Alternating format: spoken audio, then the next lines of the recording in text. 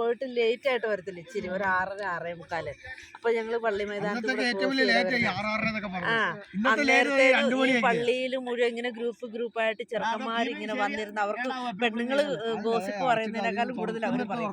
എന്നിട്ട് അവരിങ്ങനെ കഥയും പറഞ്ഞിട്ട് ദേ ഇങ്ങനെ കിടക്കുന്നതാണ്, ഇങ്ങനെ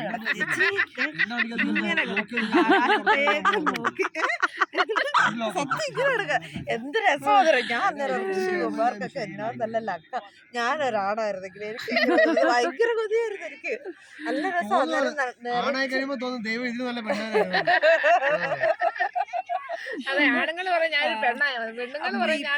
പള്ളി മൈതാനം മുഴുവനും ഈ ഗ്രൗണ്ട് ആക്കിയത് കാരണം ഈ പുല്ലില്ല, ഇങ്ങനെ എപ്പോഴും ആ മറ്റേ സാധനം ഉരുട്ടുന്ന അത് വെച്ച് നല്ലതാക്കിയിട്ട് ഇപ്പൊ അതിന് പകരം അവര് പള്ളി നടയില വന്നിരിക്കുന്നത്.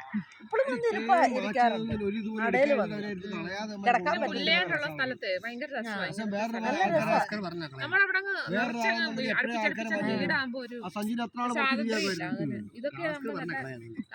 ഇതുപോലെ തന്നെ പുൽത്തകടി ഞങ്ങളുടെ വീടിന്റെ അപ്പുറമല്ല, ഞങ്ങൾ അങ്ങനെ ആക്കും.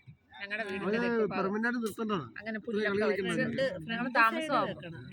നമ്മുടെ ഇങ്ങോട്ട് കയറി വരുന്നതിന്റെ ഒരു സൈഡ് കുറെ ഇങ്ങനെ ഫ്രീ ആയിട്ട് കിടക്കും. ആ സൈഡിലെല്ലാം ഗാർഡൻ ആക്കണം. പിന്നെ ഫ്രൂട്ട്സിന്റെ വേറെ ഒന്നും അവിടെ വെക്കത്തില്ല.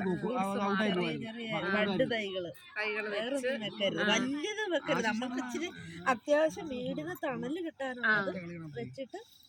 അങ്ങനെ ഞാൻ ഇവിടുന്ന് കൊണ്ടുപോയി 2 മാവിന്റെ തൈ പിന്നെ ഞങ്ങളുടെ വീടിന്റെ പടിഞ്ഞാറ് സൈഡിൽ രണ്ടും വലുതായി.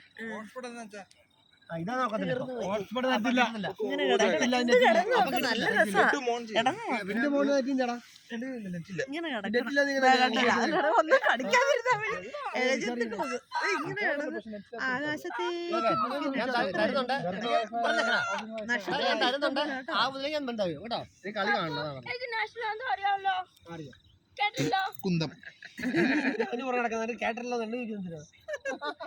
അച്ഛന് മറ്റേ